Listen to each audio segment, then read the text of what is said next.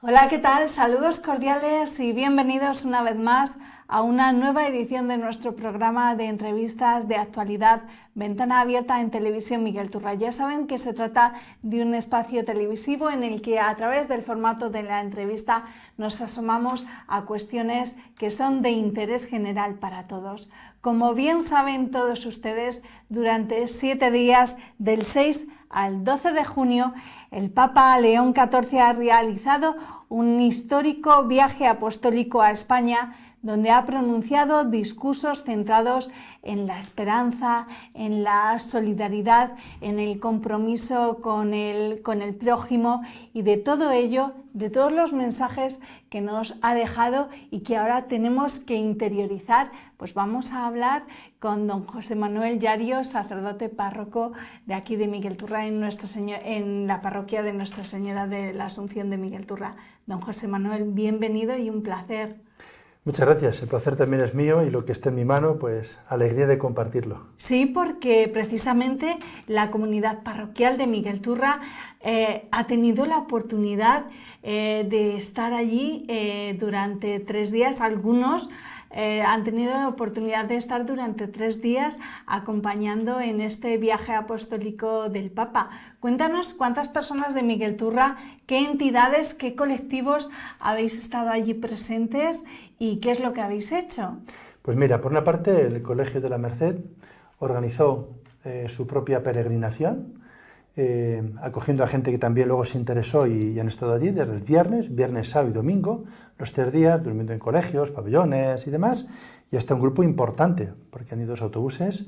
También, por otra parte, hubo un grupo de jóvenes y algunos no tan jóvenes, pero vamos, jóvenes fundamentalmente, que quisieron participar de la vigilia, y entonces a través de la Delegación de Pastoral de Juventud de la Diócesis, pues nos unimos a los 1.200 o 1.000, no sé, muchos, que de distintos puntos pues nos organizaron para poder estar allí. Estuvimos todo el día, todo el sábado, primero en un encuentro con la Diócesis de Castilla-La Mancha, donde celebramos en el Cerro de los Ángeles, con el Arzobispo de Toledo, y luego ya por la tarde nos encaminamos para la vigilia, con todo lo que eso significa y demás. Y luego también ha habido gente que se ha ido acoplando con otros colectivos, con varias hermandades y con algunas parroquias de Ciudad Real Capital. Y ellos han estado unos solamente el sábado, otros solo el domingo, y otros han dormido en familias que les han acogido en Madrid. Ajá. O sea que ha sido un poquito amplio el conjunto de gente que ha estado. La forma de estar. ¿Y qué sentimiento, qué emociones os habéis traído de regreso a Miguel Turra? Después de haber vivido una experiencia tan significativa, tan trascendental y tan única como la que habéis tenido oportunidad de vivir durante estos días. Si hablo personalmente, ni frío ni calor. ¿Por qué? Pues porque reconozco que he estado en muchas, he participado de muchas maneras. Entonces, yo como sentimiento personal que me haya estimulado de un modo más anecdótico o un poquito más significativo, no lo he tenido. Pero porque yo sé lo que iba, sé a lo que iba, y digamos que mi cuerpo estaba un poco inmunizado ante lo que es la propia sensación de estar cerca del Papa, ¿no? No deja de ser algo especial de comunión. Reconozco que no voy a ver al Papa, porque lo puedo ver en las fotos, en la sacristía lo tenemos todos los días y yo rezo habitualmente por él, por lo tanto, pero es el hecho de rezar, compartir con el vicario de Cristo. Es decir, el representante de Jesucristo en la tierra ha tomado cercanía, invitando a la comunión. Y esa es la clave que hace que no sea un líder, no sea alguien que lanza solo un mensaje, es alguien que su presencia nos une en comunión. Como cuando uno descubre a su madre que no te castiga, que no te controla, que no. La madre es la que une en un cariño especial que a todos nos despierta, ¿no? Entonces, algo parecido.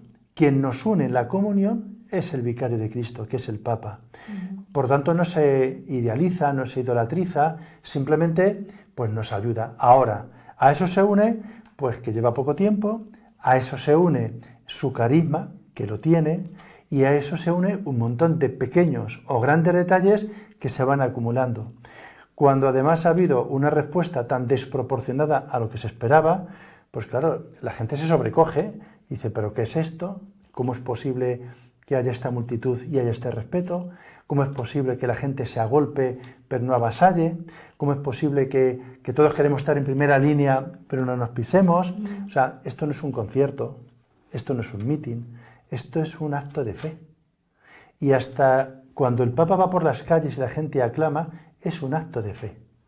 Es un reconocimiento de una autoridad que encima, pues por las circunstancias, por su carisma, por lo que sea, pues tiene una altura moral única en el mundo. Entonces, detrás de eso hay el deseo de empaparse, de escuchar. Hubo un momento en la vigilia que algunos, ante algunas situaciones que estábamos allí celebrando, decían, ¡que hable el Papa, que hable el Papa! Y claro, yo decía, pero callaros, esperar un poquito, que no ha venido a hablar, ha venido a rezar con nosotros.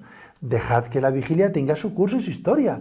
Pero claro, es tal la ansiedad de ver lo que estás viendo y de compartir lo que estás compartiendo, y luego la autoridad que este hombre se ha ganado, aparte de su trayectoria, aparte de su historia, aparte de dónde estuvo, aparte de un montón de detalles que sería bonito ver en su propia biografía, pero es que es un hombre de una sencillez, es un hombre de un carisma especial, es un hombre de una profundidad teológica, es un hombre que vive una realidad que nos desborda, que cuando tienes la oportunidad de verle, pues era curioso, pues unos chavales, por ejemplo, adolescentes, que estaban allí, 3 un poco más jóvenes, 16 años, y claro, pues un chico, en cuanto no está hiperactivizado y no tiene una pantalla, es que me aburro, es que, claro, no entienden que hay un previo de canciones, hay un previo de ensayos, hay un previo hasta que te acomodas, pero claro, los chicos enseguida, me aburre, digo, verás tú lo que nos van a dar estos, verás tú lo que vamos a aguantar. Oye, fue anunciar, ya la gente se empezó a remover que venía,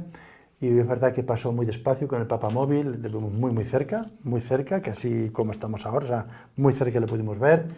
Tiene una mirada que es verdad que es muy cercana, que empapa, tiene una sonrisa atrayente, o sea, todo eso como persona muy bien. Pero luego unes los pequeños grandes detalles. De hecho, las primeras veces que se paró para coger a un muchacho fue casi delante de nosotros. Y cuando empezó, la gente lo cogió como hábito, y como a pesar de la masa, pues el ambiente familiar con niños, pues lo facilita, pues muy bien. Oye, los chicos se quedaron, y luego ya viéndolo en la pantalla, porque estaba lo que era el escenario y demás muy lejos, allí estuvieron sobrecogidos, y no abrieron la boca. Y yo dije, uy, estos chicos van sabiendo dónde están. Ajá. Pero llegó la vigilia, y lo más significativo, aparte de los previos y tal, fue cuando se puso el Santísimo, y allí se hincan de rodillas en el asfalto de la Castellana, y cuando en la Castellana, que hay un poco de ruido, y aparecen los pájaros cantando, y tú dices, ¿cómo se puede estar en la Castellana en este silencio sobrecogedor, en esta multitud? Y los chicos clavados en el suelo rezando, muy bien. O sea, espectacular, espectacular. O sea, a eso nos invita el Papa, a descubrir la comunión, a descubrir el encuentro, a no mirar para sembrar discordias, a no compararnos para que se despierten envidias, sino descubrir que el camino es otro distinto. Ajá. Y eso el Papa, pues justo es el que nos une en comunión. Me puede gustar más, me puede gustar menos, tendré una palabra más acertada, menos acertada, será más alto, más bajo, pero une en la comunión. Y esa es la clave. Ajá. José Manuel, es cierto que el Santo Padre reza a diario por su rebaño, por sus ovejas, que somos toda la comunidad cristiana, pero también igual de cierto es que la comunidad parroquial de Miguel Turra ha venido rezando durante los días previos por la visita apostólica, ¿verdad? Sí, hemos rezado todos los días. Una vez que se empezó a hacer oficial y ya se presentó pues tanto el himno como también una oración específica con motivo de la visita, pues estuvimos rezando todos los días. Entendíamos que era algo que había que hacer visible, independientemente de que vayamos a ver, porque ha venido a nuestra tierra, aunque físicamente yo no le pueda tocar o físicamente no le pueda ver. Es un gesto de comunión. Luego, rezar por los frutos, y encima, menudo frutos ha habido y está habiendo, era importante y lo tomamos desde la raíz. Y luego, por otra parte, ha habido un montón de gestos más anónimos, porque hubo también otra vigilia que tuvimos precisamente para rezar y enmarcar como si fuese una peregrinación virtual, donde los momentos, los hitos de la visita los pusimos en evidencia, ¿no? Había una página web que estaba abierta a todo el mundo, con el Papa, y donde había oraciones para las familias, oraciones para los jóvenes, vigilia para los adolescentes, para las hermandades, para trabajadores. O sea, había la oportunidad de sensibilizar y crear conciencia de lo que supone la visita del Papa entre nosotros, aunque luego físicamente no vayamos.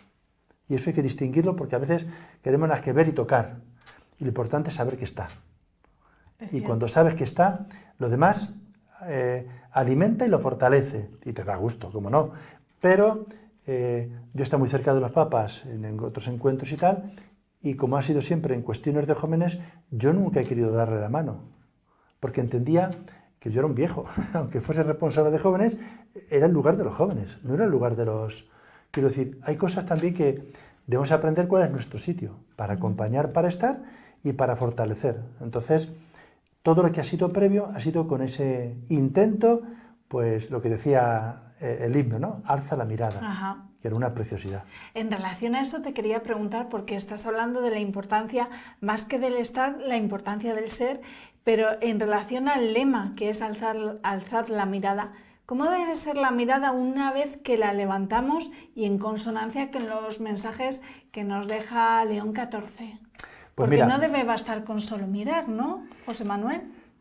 Ha habido 3 vídeos muy cortitos, que supongo que van a estar en las redes y tal y demás, y el intento era invitarnos a alzar la mirada, cada uno de una manera. Uno de los vídeos era gente que estaba en el metro de Madrid, y estaba en el metro con sus móviles, con sus historias, pues a ver, el metro de Madrid. Y de repente anuncian y dice, señoras, señores y tal, esto no es un aviso de una parada.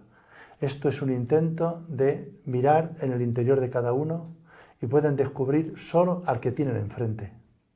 Y hacía un paralelo de la situación del mayor, que ya tiene la vida muy ganada, con el niño que está lleno de esperanza y donde puedes ver la mirada de esperanza en él para que agradezcas tu propia vida. Contempla al que tienes enfrente con la gorra que está tapando su vergüenza y su pudor por la situación que está viviendo. Es decir, alza la mirada para descubrir al otro. Ese vídeo era espectacular. Hay otro que era en blanco y negro y donde era como con dibujos y aparecían distintos personajes donde cada uno estaba en su yo. Y claro, pues es el enfrentamiento en el matrimonio, entre los amigos, el que va por la calle porque yo es lo importante. Y aparece esa imagen del logotipo, de alzando la mirada, y según va acercándose, se va llenando de color cuando aparece el tú.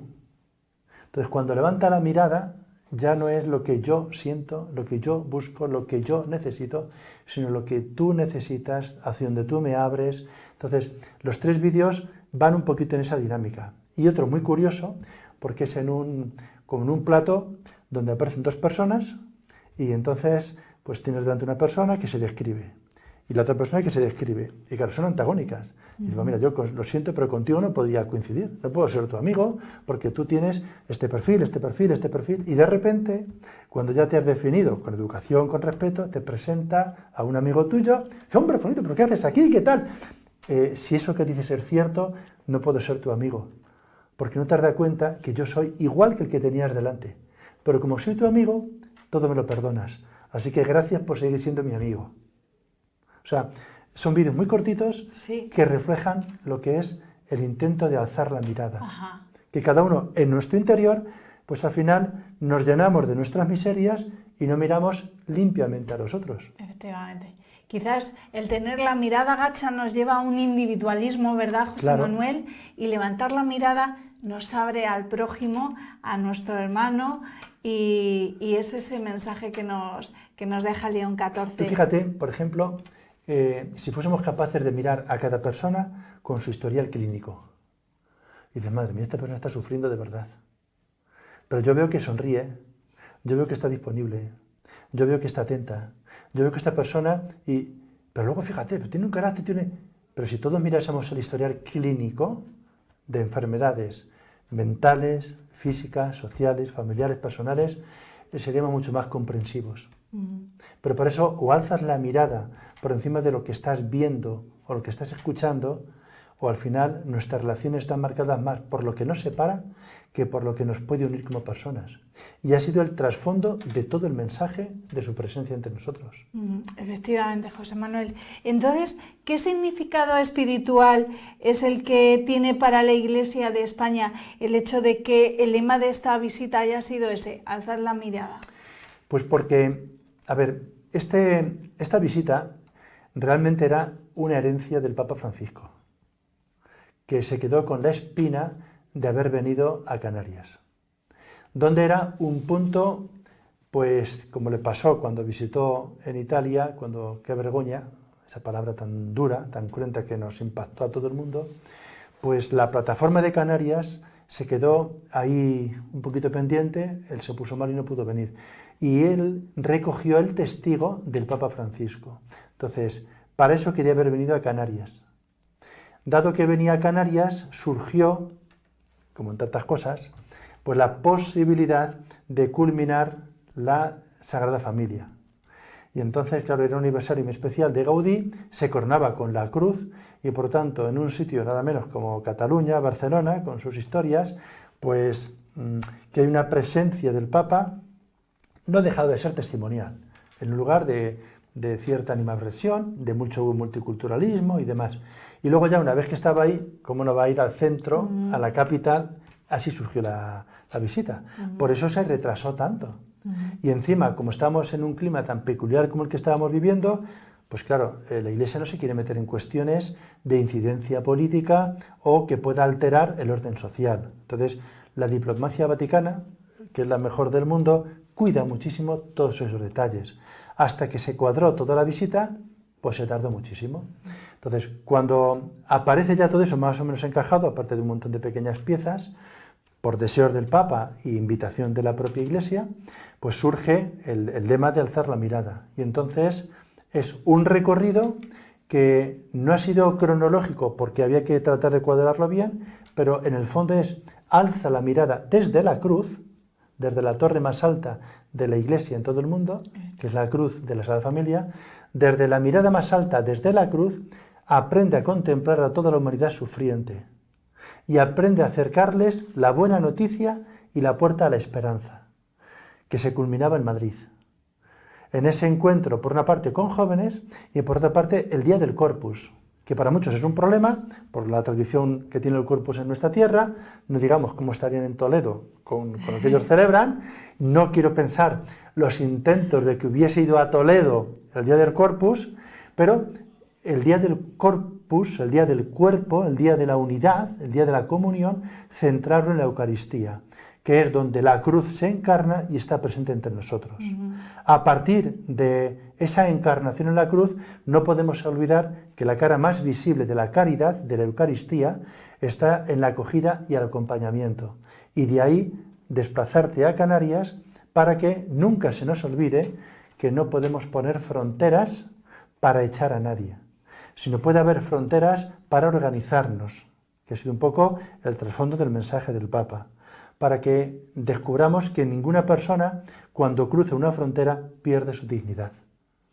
Y claro, todo el mensaje, especialmente en Canarias y Tenerife, ha ido, por una parte, a los lugares de origen, por otra parte, a que se devuelva todo aquello que se ha robado, haciendo una clara constancia a las mafias y toda la gente que está jugando con tantos como están en las pateras y demás. Y por otra parte, que vayamos mirando a todos los que vienen con toda su dignidad para acogerles e integrarles, pero a la vez pidiéndoles que se integren y que se incorporen a la cultura y el ambiente donde están. Entonces, claro, es una visión muy amplia, pero que si no se ve en conjunto, me quedo hasta en Madrid, hasta en Barcelona, ha estado. Luego ya los flecos, pues desde la visita al Congreso de los Diputados, que a mí me sobrecogió cuando me enteré que venían, no me lo imaginaba, que iban a admitirlo. Ha sido la primera vez. La primera vez que aquí, porque el Papa ha estado hasta en la ONU, ha estado en Bruselas, ha estado en muchos sitios, pero en España nunca. Luego es la primera vez que ha estado. ¿Y los mensajes que les ha dejado a los políticos? A nosotros. Todos los mensajes son para todos. Yo lo estoy releyendo ahora despacio y el que esté libre de culpa, que tire la primera piedra. Porque cuando habla de empezar a respetarnos, ¿a quién se dirige? ¿A los políticos o a nosotros? El ambiente enrarecido, ¿dónde está? ¿En las ideologías que hemos despersonalizado o en las ideologías en las que nos colgamos para enfrentarnos a otros? O sea, el mensaje no es un mensaje al político, lo ha dado en ámbito político, pero lo ha dado para todos. Cuando estuvo en la cárcel de Barcelona, ¿se dirigió a las presas? No.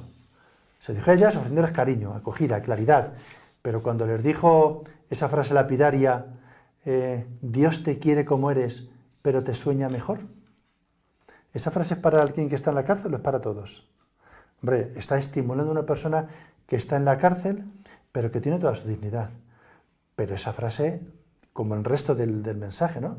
El que quiera que no se dé por aludido, o quien quiera que no se la quiera apropiar, porque nos llena a todos. Quiero decir, al final el mensaje se ha dirigido a un colectivo donde estaba, pero abierto con toda generosidad. Entonces, el que no quiera, que no escuche, pero el aplauso en el Congreso de los Diputados solo se puede entender por la altura moral de este hombre. Porque él no ha dicho, tenéis que hacer esto. Él no ha dado consejos. Él no ha estado marcando unas pautas para que se cumplan. Él ha estado invitando a un camino que, en el fondo, a cualquier sociedad le fortalece y le favorece. Si además pones el plus de la fe, si pones lo que supone la mirada a lo trascendente, pues hay algo que puede facilitar para los que quieran. Pero él no ha dado un ejemplo o no ha dado una catequesis como tal. No. Son mensajes muy abiertos y el que quiera escucharlo, pues ahí está. Efectivamente. Como ha ocurrido con los medios de comunicación, José Manuel, el Papa León XIV nos ha dejado una labor a los medios de comunicación, a la prensa, a los periodistas, y es la de cuidar el lenguaje, ya que, como él dice, toda expresión puede herir o sanar, sembrar división o despertar la esperanza. ¿Cómo debemos trabajar en consonancia para conseguir dar con este mensaje, cumplir con esta labor que nos encomienda el Papa León XIV?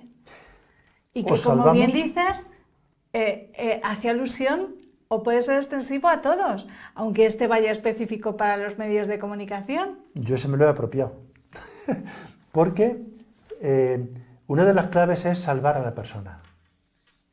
Yo puedo estar de acuerdo cómo viste a alguien, puedo estar de acuerdo cómo habla alguien, puedo estar de acuerdo cómo se comporta alguien, o no, pero la clave es que podemos salvar a la persona o no. Entonces, en el momento en el que no buscamos la verdad, nos quedamos con titulares. Entonces, la tentación es para los medios de comunicación, pero ¿cuántas veces en nuestra vida cotidiana le he dejado chafado? Y ya parece que con un titular he callado a alguien. Me estoy haciendo daño, porque lo que estoy es como los animales marcando territorio, pero no estoy acercando a las personas. Entonces, la clave es sanar, aliviar y centrarnos en salvar a cada persona, desde su integridad. Y luego habrá realidades que lo fortalezcan. Habrá ideologías que a veces nos hacen que nos sentemos a discutir y a discrepar, pero sabiendo que al final nos podemos tomar un café y que al final podemos encontrarnos como personas, que podemos ser amigos. No tiene que distanciarnos, pero si los medios de comunicación están más pendientes de discrepar, de enfrentar y de sembrar discordias por defender ideologías, planteamientos editoriales o redes particulares, al final yo voy a estar por encima a cuántas personas estoy pisando, humillando, despreciando. Entonces, ese reto dirigido a periodistas, pues yo creo que se dirige a todos. O por lo menos yo me lo he apropiado también. José Manuel, han sido 7 días muy intensos para la agenda del Papa León XIV. Es que no ha parado desde el minuto 1 hasta que se fue el pasado viernes. Hemos hablado de quizás el momento o la cita más solemne, como fue la celebración litúrgica del Corpus Christi en la Plaza de Cibeles. También hemos hablado del momento institucional en el Congreso de los Diputados, pero también él ha ofrecido durante su estancia aquí en España su apoyo directo, su contacto con la parte más marginal de la sociedad. Hemos hablado de los presos, de los migrantes, también de las personas con discapacidad, para quienes ha pedido una sociedad más inclusiva. ¿Qué te parece este protagonismo que ha concedido Prevost durante su visita aquí en España de aprovechar para estar cerca de quien más lo necesita? Pues claro, el encuentro en Cedia, que es un centro de Cáritas de Madrid para personas sin hogar, que es un centro muy peculiar, muy significativo para toda la diócesis, viene provocado por eso. Pero hay que situarse un poquito en la historia. Él se llama León XIV. León XIV es el seguidor, por nombre, de León XIII.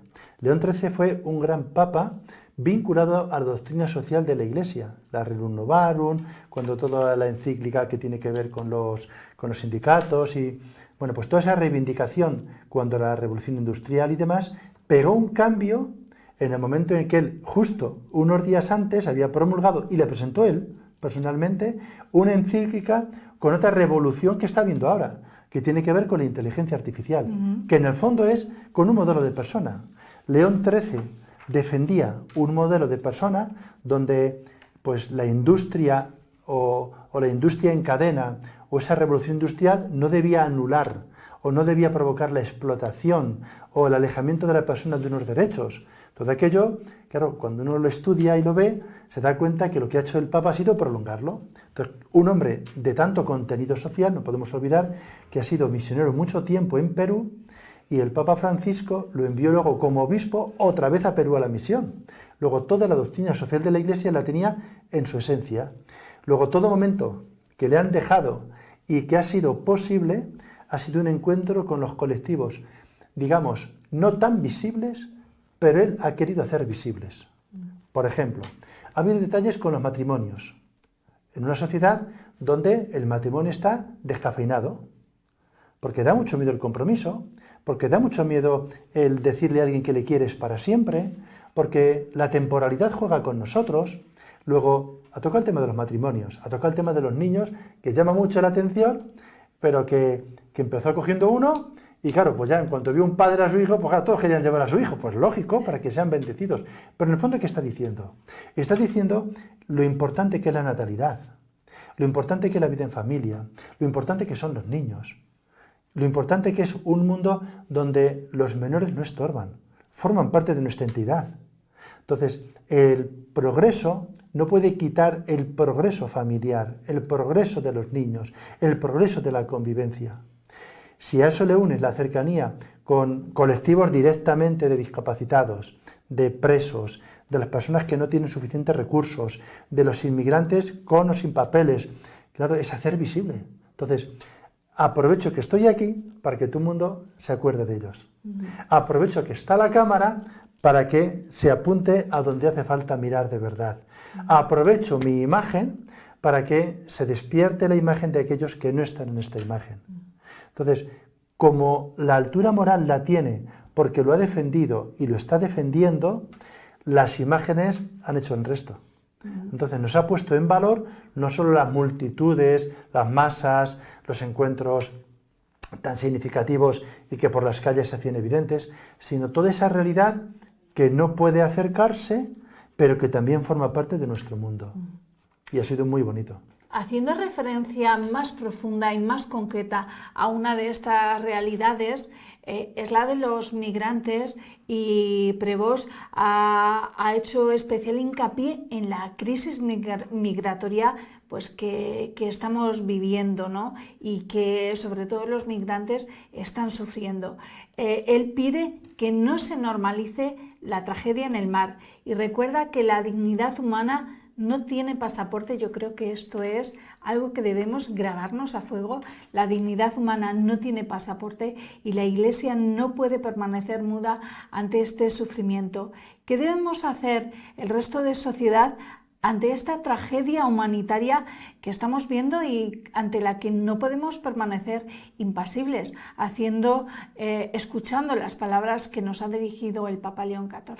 Pues por una parte, es un toque muy serio a todos, el que se quiera quedar excluido, pues que se quede, pero cuidado porque a veces lo que estamos haciendo es defendiéndonos.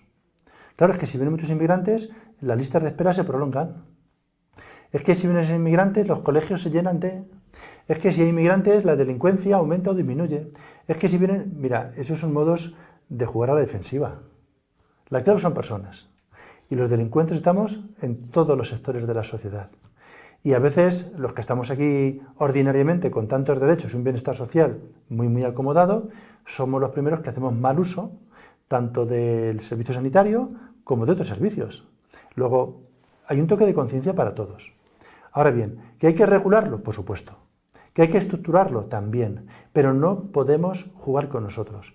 Creo que ha habido algún comentario explícito porque a veces utilizamos a los inmigrantes porque es la mano de obra que necesitamos. Mira, perdona, la cuestión no es esa. La cuestión es que le voy a dar dignidad porque así trabaja donde yo no quiero trabajar.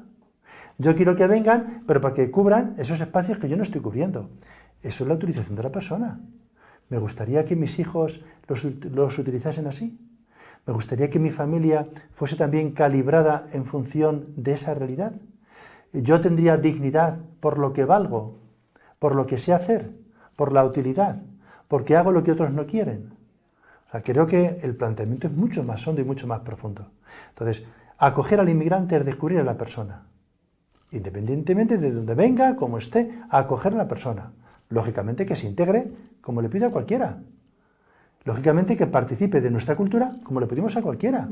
Pero siempre respetando, no imponiendo. Y la otra cara es lo que tiene que ver con la vida concreta y cotidiana. Puede que no esté acostumbrado a ver a alguien que tiene la piel distinta que la mía. Pero cuando vengo de la playa me pongo más negro que nadie. Entonces ya pierdo dignidad o la gano. Entonces soy más valorado o menos valorado. Es decir, tenemos que empezar a ser normales en el acompañamiento a cualquiera de donde venga. Y esa parte con los inmigrantes, más todavía. Cuando alguien se lanza a una patera, cuando alguien viene en proceso de alguien que está penando como está penando, habría que preguntarse por qué da ese paso. Porque hay madres que montan a sus hijos en la patera echándolos. Eso se dice muy bien, pero cualquier madre dirá, yo haría eso con mi hijo. ¿Qué nivel de desesperación debo tener para hacer algo así con un hijo mío? Y la otra cara es, ya está bien de aprovecharnos de determinados países y vamos a invertir sin tanta rentabilidad en aquellos países, donde a veces estamos dando migajas y estamos simplemente quitándonos de en medio o lavándonos la conciencia, pero no creando espacios de paz. Entonces, cuando me interesa, voy a buscar sus recursos, sea de diamante, sea de petróleo, eso sí me interesa. Si los exploto y como hay un beneficio directo, lo resolvemos. Pero ¿y lo que hay alrededor? O sea, es un cambio de mentalidad a lo que a veces no estamos dispuestos. Independientemente de que hay que favorecer gobiernos, estructuras en esos países que eso lo hagan viable. Pero se puede empezar a atajar y de hecho aquí cuando hemos querido lo hemos hecho. Aquí tenemos que, haciendo alusión al lema de la visita apostólica, alzar la mirada, ¿verdad? Porque muchas veces vemos a estos migrantes y quizás están sometidos a las tramas de explotación laboral de personas, prostitución, etcétera, muchísimas situaciones trágicas y quizás no las queremos mirar porque bajamos esa mirada y aquí tenemos que hacer caso a lo que nos dice León XIV, alzad la mirada a estas realidades para tratar de tender la mano, ayudarles a salir de esa situación. Claro, mira, ahora hay una regularización de inmigrantes y tal, y es una regulación masiva y bueno, pues todo se puede ver en positivo, pero hay que poner también un montón de interrogantes. Porque al final, si yo quiero levantar la mano, pues levanta la mano, dile con toda tranquilidad. Vamos a legalizar del 5 al 20. Vamos a ser claros. Lo que no vale es, no por vulnerabilidad, ¿cómo que vulnerabilidad? ¿Pero cuándo es vulnerable? El que no tiene papeles es vulnerable. Ya está. Pues reconoce que esa ya es la vulnerabilidad. O sea, quiero decir, hay cosas que nos estamos nosotros mismos engañando. Y estamos, sin darnos cuenta, tirando piedras contra nuestro propio tejado. Entonces, vamos a ser claros. ¿Qué pasa? ¿Que es que necesitamos mano de obra?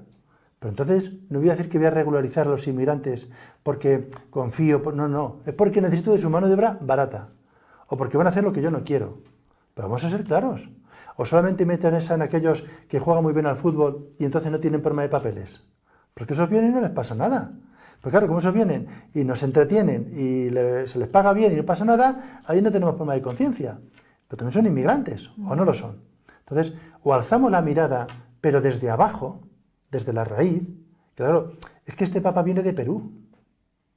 Un estadounidense que ha sido misionero en Perú muchos años. Que le hemos visto manchado de barro, Claro, de pies a cabeza. Claro, y con una sensibilidad que nos desborda, porque le vemos ahora como papa, pero hay que ver dónde estaba y cómo estaba.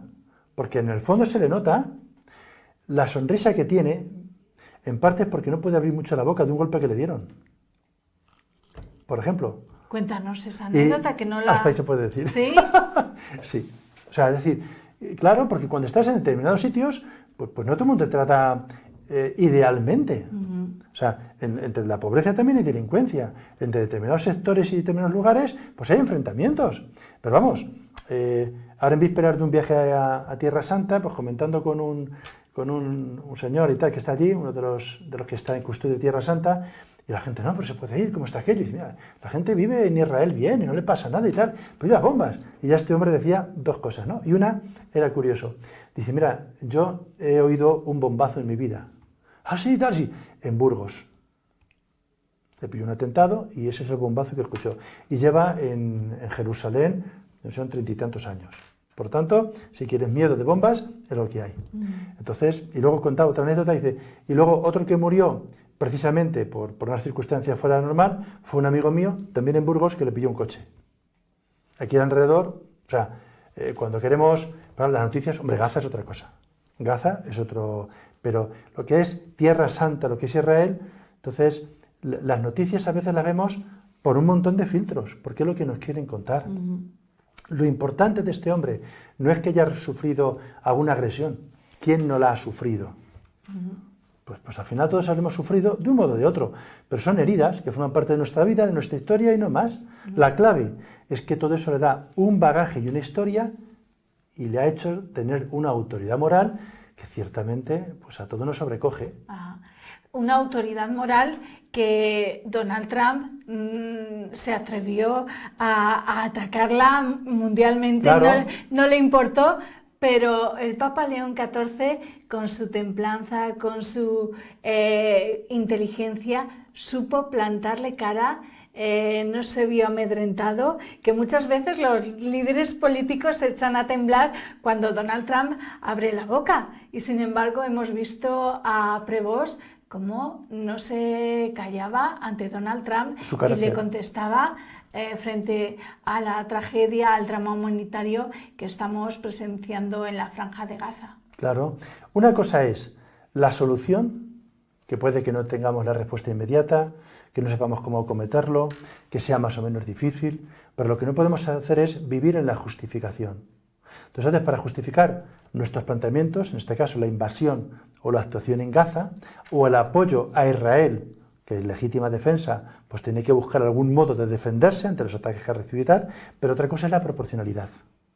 Y de hecho, si me pegan y yo mato al otro, pues puede que yo acabe en la cárcel, porque para defenderme no tengo por qué aniquilar al otro, no tengo por qué quitarle la cabeza. Entonces, con todo eso tenemos que empezar a poner los pies en el suelo, porque si yo no me sé contener, no vale que me han provocado, no vale que ya me lo han hecho primero, porque a lo mejor me lo ha hecho el que no tiene cabeza. A lo mejor me lo ha hecho el que necesita otra educación, otro acompañamiento. Es una parte de raíz en la que no podemos eliminar al otro porque es contra mí, porque siempre me está haciendo daño. Pues a lo mejor para eso debo aprender a poner frontera de lo que no me hace daño. O yo me pongo una frontera cada vez que paso por una pastelería. O cada vez que paso por una bodega de vinos. O cada vez que paso por un restaurante que se come espectacularmente. No me pongo ninguna frontera. Aprendo a controlarme, porque si no me comería el chuletón tremendo y me comería esos pasteles exquisitos o me tomaría ese vino de... Es decir, el aprender a dominarnos, el aprender a ser austeros, el aprender a no responder ante las provocaciones. O sea, si uno no tiene cabeza, yo no puedo justificarme que él no ha tenido cabeza, si yo la tengo. Porque si no me estoy igualando por abajo, no por el bien. Antes has hecho alusión al matrimonio y precisamente el Papa León XIV le decía a los jóvenes que el matrimonio es una vocación y les ha animado a no sentir miedo de formar una familia. ¿Cómo crees que impactan las palabras del Papa sobre la necesidad de cuidar a la familia en medio de la crisis de valores a la que asistimos hoy en día? Pues primero, el yo tiene que desaparecer. Mientras lo primero sea mi realización personal, mientras lo primero sea lo que yo siento, lo que yo percibo, lo que yo quiero, lo que a mí me gusta, no solamente no es posible el matrimonio, no son posibles las relaciones personales. Entonces el primer paso vendrá a partir de ahí y podrá impactar en los jóvenes cuando se alejen de lo que se pierden. Los chavales viven ahora con el FOMO, que le llaman ellos, que es el querer vivir a la última y lo que me pierdo. Y salen continuamente por si pasa algo, que no pasa nada. Y van por la noche y hasta las tantas por si pasa algo, y no pasa nada.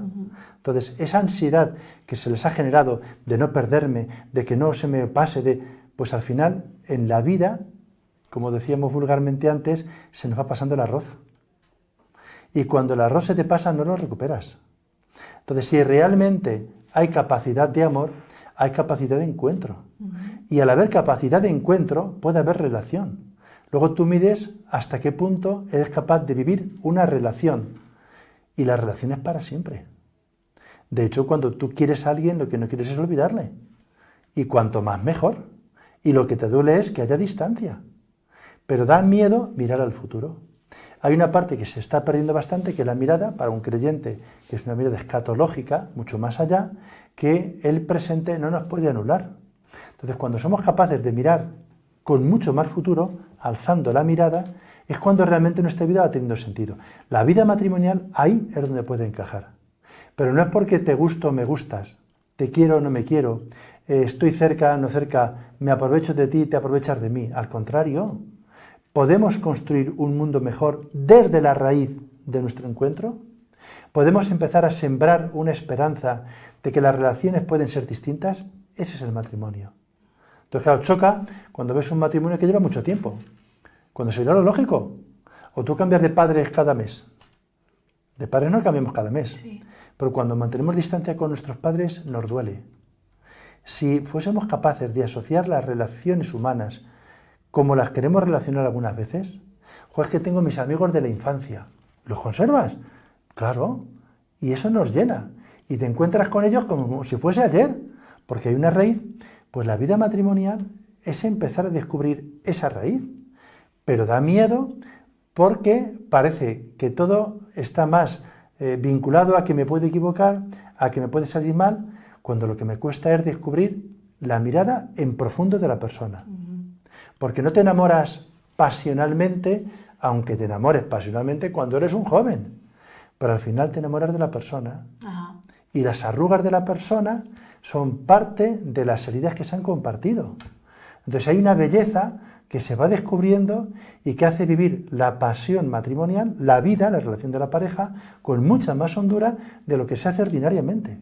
Por ese mensaje de esperanza es el que el Papa ha abierto. Además hizo un par de alusiones con algunos de los que estaban a punto de casarse y unos que se habían casado recientemente, para que se pueda descubrir en testimonio, mira qué cara tiene, mira cómo le va. A muchos les cuesta entenderlo. Por eso las relaciones son casi todas de usar y tirar. Ajá. Algo que nos ha dejado esta visita apostólica, y nos lo acabas de comentar, José Manuel, son esos testimonios compartidos. Es algo, sin duda, algo significativo que nos permite ver esas manifestaciones, esa vivencia de la fe en cada forma, en cada familia, en cada persona, ¿verdad? Claro, muchas veces hemos caído en la tentación de poner ejemplos de... ¿vale? Incluso, perdona que te interrumpa, hemos visto testimonios de personas que no eran creyentes, que no eran cristianos, no eran católicos, pero en un momento crucial de su vida han abrazado la fe y lo han querido compartir con el Papa y con todos los peregrinos a esta visita apostólica. Porque se está poniendo cada vez más en evidencia el que empecemos a descubrir, esto ya lo decía mucho también San Juan Pablo II, que en la vida hacen falta testigos. Luego lo recuperó y le dio mucho más contenido Benedicto XVI, porque parece que tenemos que ser ejemplares. Mira, tu vida es tu vida. Y yo no voy a ser como este santo ni como aquel. Yo no voy a ser como este papa o como el otro. No, no, no. Yo soy José Manuel. Lo que debo descubrir es la santidad en mi vida, con la que Dios me está soñando. Cuando descubra la santidad de Dios en mi vida, podré empezar una peregrinación hacia ella.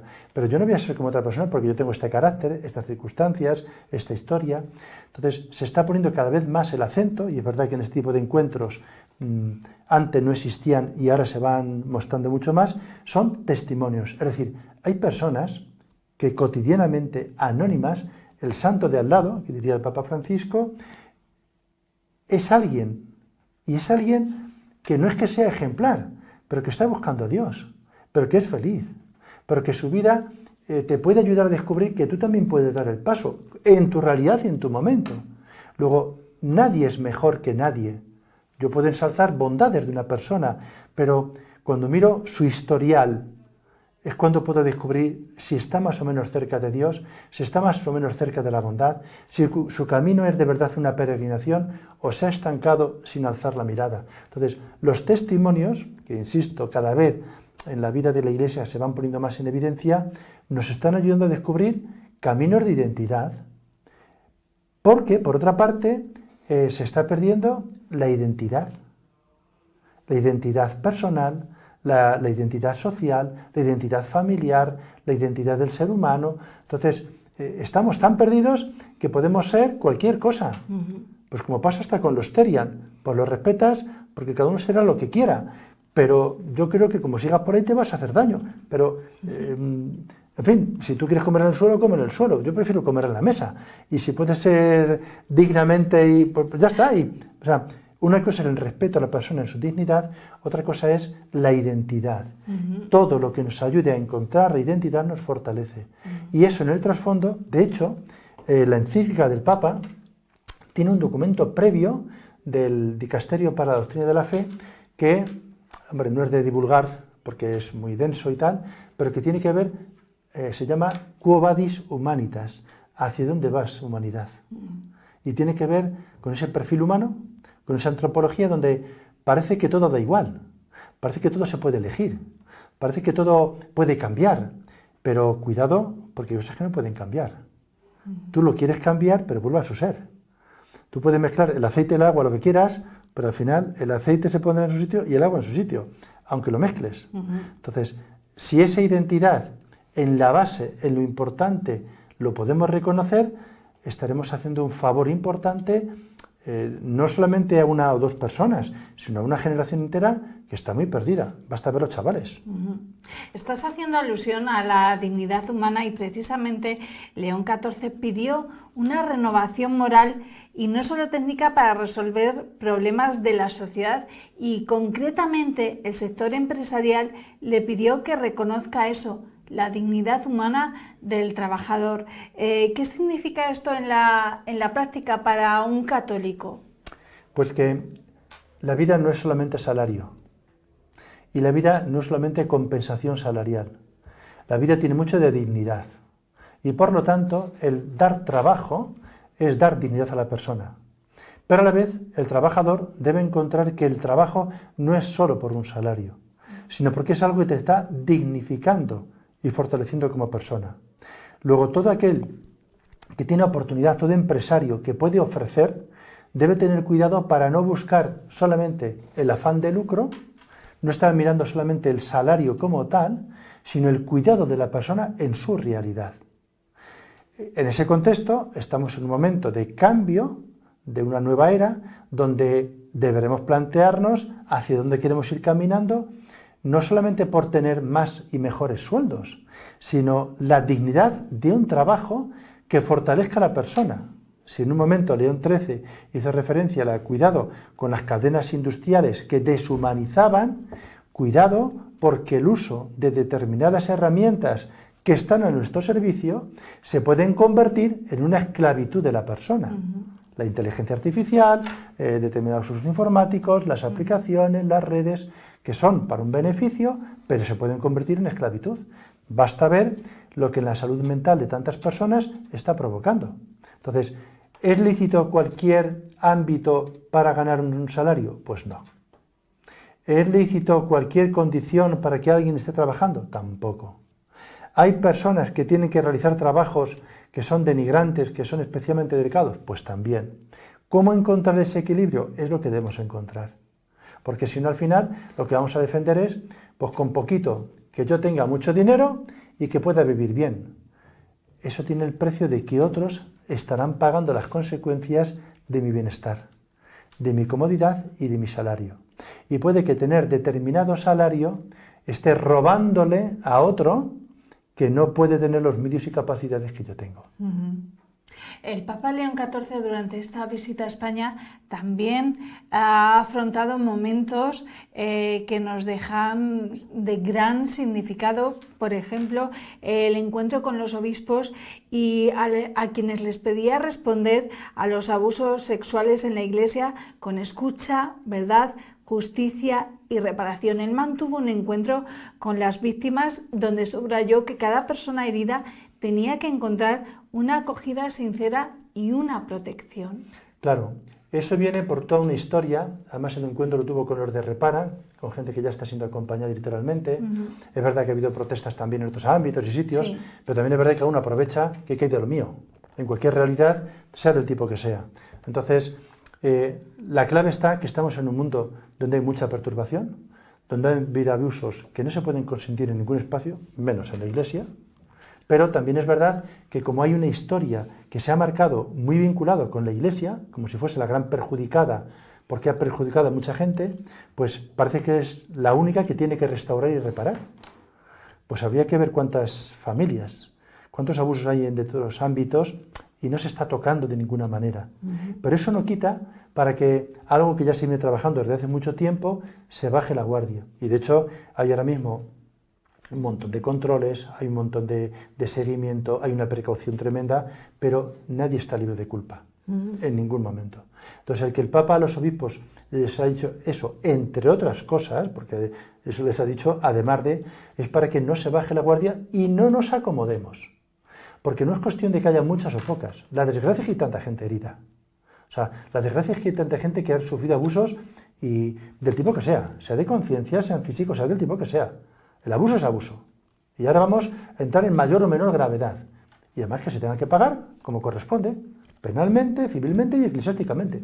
Y en eso, pues somos cada uno pues consecuentes con los actos que hemos cometido. Y la Iglesia, institución, tiene su responsabilidad. Y de hecho, se han tomado y se están tomando medidas. ¿Son suficientes? Nunca son suficientes. Y nunca vamos a evitar del todo, supongo que por desgracia, claro, eliminar del todo esa lacra en nuestra sociedad. En la parte que nos corresponde, lógicamente, no hay que ir a la defensiva, hay que ser totalmente transparentes y tratar de sanar. Y sanar a cada persona en su raíz. ¿Es posible? Hay que intentarlo. ¿Que puede haber del todo, incluso acusaciones injustas? Posiblemente también, pero es que estamos en esta sociedad y estamos en el mundo que estamos. Entonces, cuando el Papa interviene y hace esa alusión, es para que se refuerce. Ya te digo que incluso el encuentro que hubo fue con los de Repara, que son especialmente en Madrid, también es una diócesis mucho más grande, donde esto lógicamente es más fácil que se pueda extender y por lo tanto la intervención ha sido como más evidente y significativa. Pero ha habido en todas las diócesis. Lo que pasa es que son datos que ni se pueden publicar, ni se pueden extender, porque estás hablando de personas. Y claro, no vas a andar poniendo en evidencia personas que bastante dolor tienen, bastante estigma han sufrido, para que encima esto se publique y se anuncie. Pero hay que intentar acercarse a ellas y sanar. Y luego evitar. O sea, no solamente mirar al pasado para pedir perdón, que se ha hecho y se está haciendo, sino que hay que evitar que esto pueda ocurrir otra vez, porque es incomprensible cómo ha sido posible, pero está ahí. José Manuel, nos estás dando una entrevista muy profunda, muy interesante. Déjame que meta ahora un poquito de ligereza, porque durante estos 7 días ha habido momentos para todo, pero uno, quizás el más espectacular, fue la bendición de la cruz de Jesucristo sobre la Catedral de la Sagrada Familia en Barcelona, un momento que pudimos ver muchos espectadores a través de la televisión, con drones, con la réplica del rostro de Gaudí sobre el cielo barcelonés, la iluminación interior del templo, el acompañamiento coral. ¿Cómo viviste ese momento y qué significado tiene para la Iglesia? Primero, hay un posible santo, ya venerable, pero posiblemente santo, Gaudí, que habrá que reconocerle, porque primero el amor y luego la técnica, decía él. Y es la base de sus construcciones, de su arquitectura. Y es la base de lo que él sembró a lo que luego ha sido la Sagrada Familia, que no deja de ser un edificio emblemático y una catequesis de lo que en el fondo es la vida de la Iglesia en medio del mundo.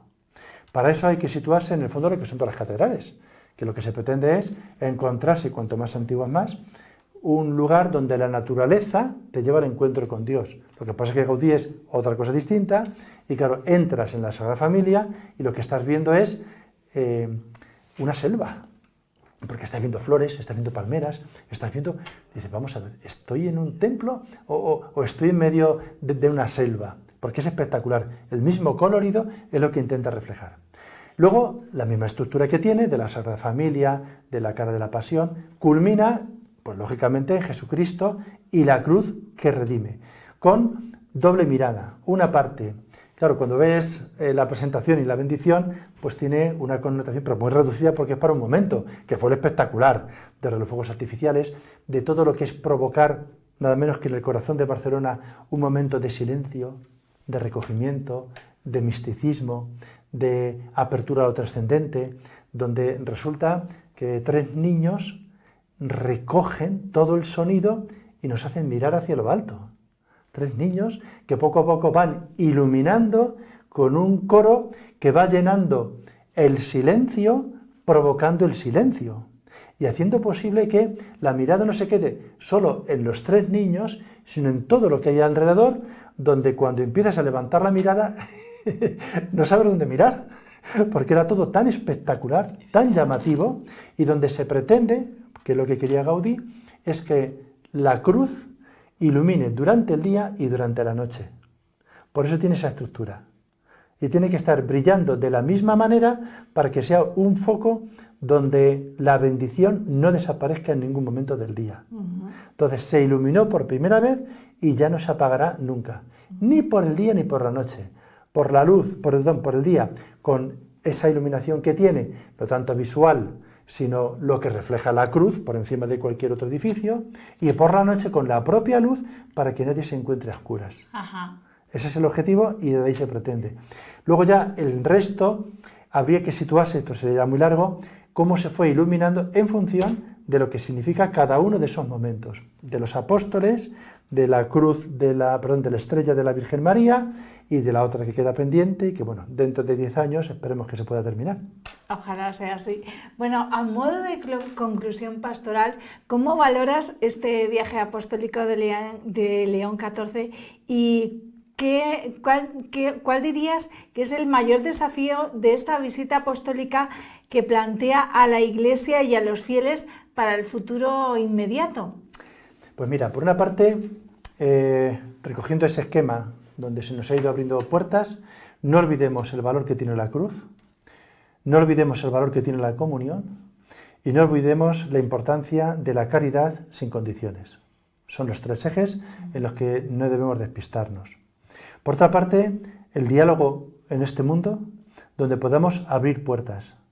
Es curioso, en un ambiente como el que tenemos, que haya sido el Papa, ya lo hizo previamente también en la conferencia episcopal, aunque no fue tan público, que hubo un encuentro con sindicatos y empresarios, lo que no se conseguía en otros ámbitos, en la conferencia episcopal se consiguió, y fruto de aquello es como fue ese encuentro con todo el mundo de la cultura. La parte más visible fue la de Antonio Banderas, porque es un converso que está empezando a descubrir pues, otras autopistas en su vida, vamos, lo dijo él en el poquito testimonio que tuvo, y a partir de ahí, como el diálogo con la cultura fortalece a la cultura y le da una pauta de trascendencia que enriquece la propia cultura. Porque la cultura lo que hace es sacar una parte espiritual, de espiritualidad, que a veces nosotros reducimos a ver un cuadro, o reducimos a ver una casa, o la reducimos a leer un libro, o escuchar o leer una poesía o una canción. La parte de la cultura es mucho más ambicioso que todo eso, ¿no? Entonces el encuentro con el mundo de la cultura abrió otra puerta.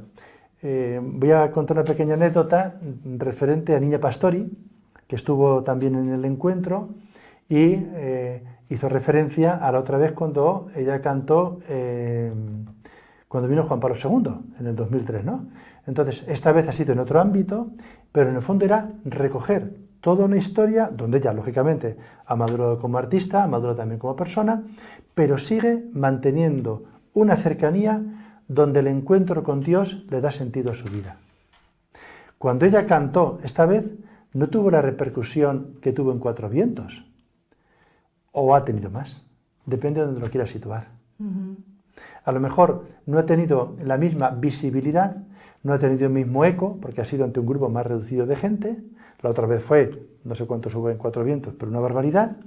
La otra vez fue como apertura precisamente a la vigilia con los jóvenes, y ahora en cambio ha sido como puerta de enlace al mundo de la cultura, y previo también a un encuentro de un gesto que el Papa tuvo con gente especialmente necesitada. Dejémoslo ahí porque fue un poco más privado. ¿Dónde te quedas?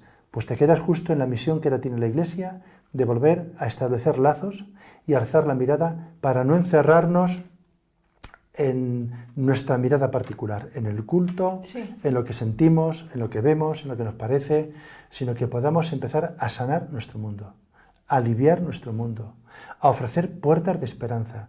Y aunque a veces la gente no dé el paso, que por lo menos sepa que ahí hay una puerta, que ahí te pueden escuchar, que ahí te pueden acompañar, que ahí siempre eres querido, que ahí no se te va a juzgar, que ahí se te va a reconocer como persona. Y luego, pues si soy un delincuente, pues tendré que pagar por mi delincuencia, pero puedo recuperar la frontera de ese pasado para mirar el futuro. Entonces, ese lenguaje y esa apertura, el Papa creo que no lo ha dejado muy claro, y ojalá sepamos recoger el texto. No ojalá sea así. José Manuel, vamos a dejar la visita apostólica, vamos a retrotraernos a hace un año, a uno de los primeros momentos o eventos más multitudinarios y trascendentales que protagonizó León XIV, como fue la canonización de dos santos, uno de ellos, San Carlo Acutis. Me he acordado de él porque has hecho referencia a la autopista. Él decía que la Eucaristía es la autopista hacia el cielo. Es que, a ver, hay momentos que se viven especiales, y el que se pueda canonizar a un adolescente en vaqueros es llamativo. En el fondo es prolongar lo que antes decías. Son testimonios. Es verdad que un santo también es un ejemplo, es un modelo de vida, pero en el fondo es un testimonio. Y cuando uno recoge la vida de Carlo Acutis, es la vida de alguien que ha dado testimonio. Y su vida es testimonial. Su madre estuvo en Madrid, como acto previo el viernes, en la iglesia de San Francisco el Grande. Y claro, una madre que habla de su hijo santo, pues claro, ahora la podemos poner muy ensalzada, pero lo que pasó a esa mujer, lo que vivió esa mujer, cómo murió su hijo, sí, en olor de santidad lo quieres, pero que su hijo ya no está. Pero, ¿y la mirada trascendente que ha descubierto esa madre? Y lo que está engendrando ahora de santidad, cada vez que ella se hace presente ante tantas madres, lo que está alentando de esperanza y fortaleciendo que el mundo no está perdido y que a pesar de una enfermedad o a pesar de que puedas considerar que tu hijo ya no está contigo, ahora tienes un hijo en el cielo, es empezar a abrir el corazón más allá de lo que nuestros latidos pueden hacer. Entonces entender el lenguaje del amor de un modo no romántico y superficial, sino el amor desde la cruz y el amor que puede transformar el mundo y puede hacernos distintos, desde el ámbito pequeño o grande, pero transformar la realidad que tenemos alrededor. ¿Eso que supone? Alzar la mirada, nada más. Por eso, cuando el Papa tan pronto canonizó, pues claro, restos que tenía el Papa Francisco y dio el paso, claro, el más significativo, más emblemático fue el de Carlo Acutis, pues por lo que tiene su visión más adolescente y tal, pero el otro igual, o sea que es llamativo. Hemos hablado de esta canonización que tuvo lugar hace algo más de un año y ahora vamos a hablar de algo más reciente, como ha sido pues la publicación de su primera encíclica, que fue antes de su visita a España, el 15 de mayo. Firmaba la encíclica titulada Magnificat Humanitas, en la que el tema central del texto es la custodia de la persona humana en el tiempo de la inteligencia artificial. Y nos ha dejado muchas claves muy preocupantes, nos abre los ojos, alzar la mira abre los ojos sobre los riesgos que entraña la inteligencia artificial. Pues nos advertía del uso de los algoritmos para condicionar procesos democráticos, fomentar el lucro desmedido, y condenaba tajantemente el uso de la inteligencia artificial en conflictos armados. ¿Cómo valoras los mensajes que nos deja en esta primera encíclica? A ver, los papas son profetas. Los papas tienen un magisterio que es continuo, todos los miércoles tienen audiencias y demás, ahora está todos los miércoles hablando del Vaticano II y demás. Luego todo es magisterio, no tiene el mismo valor un discurso puntual que una encíclica, ¿vale? Pero la encíclica marca y desde el principio está prolongando una actualización de León XIII. Entonces, la Rerum Novarum fue una encíclica que marcó un cambio de época y ahora estamos en un cambio de época, donde la informática ha dado un salto y a todos nos ha condicionado para bien, nos ha mejorado, nos ha acercado, bien. Pero hay una parte donde se ha añadido la inteligencia artificial dentro de ese uso, que está informáticamente, pero que está en todos los espacios ya de nuestra vida cotidiana. ¿Qué ocurre? Que puede llegar un momento en el que pues ya te enamoras de un virtual que tú has creado.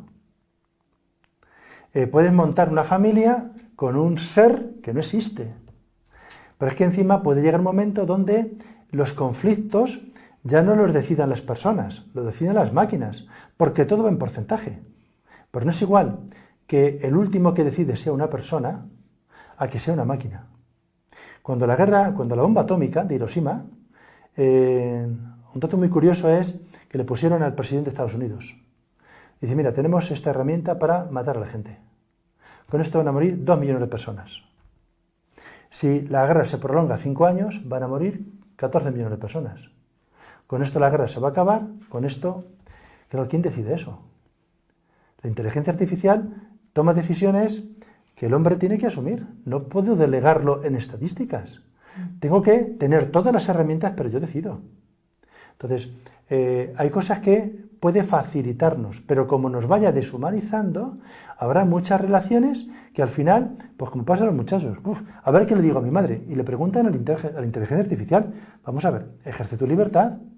Otra cosa es que me escribe unas palabras que son insolventes, que son pasajeras, pues entiendo que lo hagas ahí hasta para probar un examen, pues yo entiendo que busques y vale, pues vale, pero yo no quiero que me opere un ordenador, aunque llega un momento en que puede que me opere el ordenador, pero siempre supervisado por una persona. De la mano del hombre. Entonces, la encíclica abre muchos interrogantes, crea también unas perspectivas muy bonitas de cara al futuro, pero también nos previene ante una realidad donde los algoritmos que están funcionando, que ya están jugando con nuestras vidas, de hecho en los móviles, yo entro en lo que me dice el móvil que entre. Yo no veo las noticias que quiero. Yo cuando abro ya me dice lo que quiero ver. Las que más veo son las que más me presenta. Y como se me ocurra mencionar traje, me aparecen todo tiendas de trajes. Como encima me esté localizando, todas las tiendas que hay alrededor. Luego están jugando con mi libertad porque se la he entregado. Pero yo creo que me está prestando un servicio. Yo creo que mira qué bien. Oye, lo que necesito me lo está dando. No, señor. Están jugando contigo. Eso, que es un uso publicitario con los pros y contras que tiene, pues puede ser un chantaje donde llegue un momento en el que me esté aislando de personas o enfrentando entre unos y otros. Ajá.